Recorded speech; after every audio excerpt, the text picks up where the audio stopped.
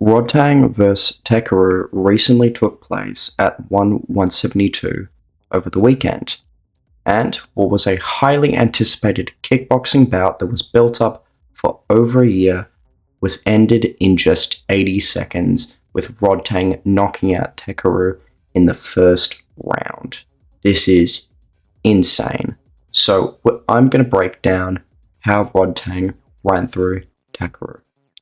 So he did this with leg kicks, teeps, and the leaping left hook. So let's start with leg kicks. Rodtang opened up the fight with a multitude of leg kicks, both inside and outside. This is because it's, all over the internet of Superlek just absolutely battering Takeru's legs. Takeru said how he didn't think he was going to be able to fight again, how his knee was broken, and just there's a photo of just the sheer amount of damage on Takeru's leg. It looks just completely the entire thing purple. So Rodtang openly said, I don't think his legs have recovered, I'm going to chop them down.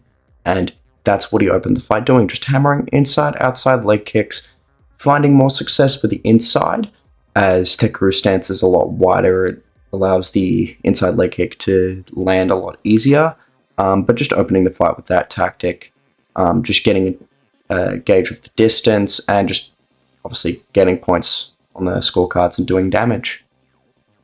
Teeps. He only used a few of them in this fight, but they proved very, very effective in neutralizing Takeru's offense. Takeru, big puncher, but he's currently on the back foot, so every time Takeru wanted to come forward with a combination, Rodtang would just simply poke him with a teep. This happened a couple of times, and it isn't really noticeable, the long-term effect, because it was such a short fight, but if the fight did go over 3 rounds, it would have had a lot of success for Rodtang with this teep, and it just helped him neutralize when Takeru could go, and made sure that Rodtang could dictate when exchanges happened. The leaping left hook. The incredible punch that finished this fight. Rodtang employed a strategy that one of Takeru's previous opponents was able to knock him down with. Tanzin was able to drop Takeru with a leaping left hook. This is because Takeru backs out of exchanges, and if he thinks the exchange is done, he will leave his hands down. We see Rodtang trying to land the left hook off of Takeru's jab, as sometimes when Takeru throws his punches, his hands aren't by his face. We see Rodtang land a really good 3-2 combination that spins Takeru's head around, and Takeru tries to throw a few punches back, but because they're telegraphed and because his hands are by his waist, Rodtang sees it and is able to slip out of the way. Then, Rodtang just starts pushing forward with jabs, getting Takeru to back up in a straight line. Then, he throws a leg kick to off-balance Takeru and uses that leg kick to put power in his hips for the initial left hook. Right, so he lands the left hook clean, lands a right straight.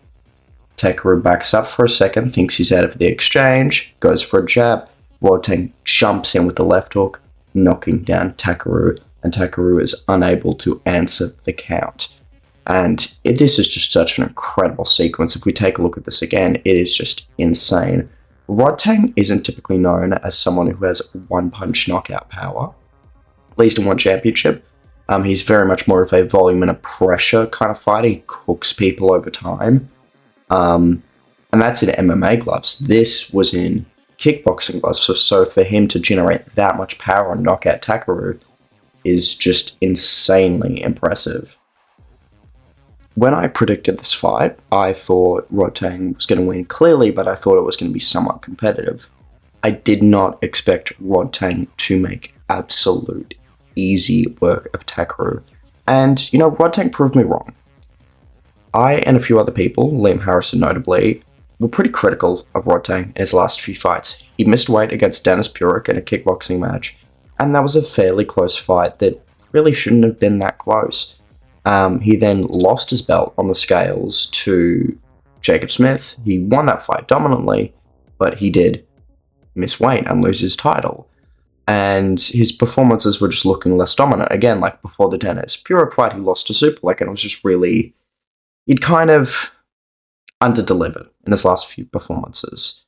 And whether that be injury, weight issues, a combination of things, I understand that Rodtang had some issues with his wrist for the last few years. All that's gone now. Rodtang has completely taken his height back, and Chatri has said that Jonathan Haggerty is next for him. That interests me quite a lot because I don't see Haggerty going down to flyweight. So it's not going to be for the vacant flyweight title. So does he go up to bantamweight and challenge Haggerty for his kickboxing title? That could be very interesting. Does he go up to bantamweight Muay Thai and fight Haggerty in sort of just a interesting trilogy match? I don't know. I think that'd be very interesting. I think it'd be a much more competitive fight. I know Haggerty's changed his style quite a lot from a long-range outside sort of teep and switch hitter to a very powerful, aggressive brawler, similar to Rodtang in some sense, but just more thriving in the chaos. And I think that'd be a very interesting trilogy and just interesting matchmaking, but I can't wait to see it. So anyway, guys, that is the breakdown. If you guys enjoyed, like, comment, subscribe, all that jazz. Let me know your thoughts down below, and see ya.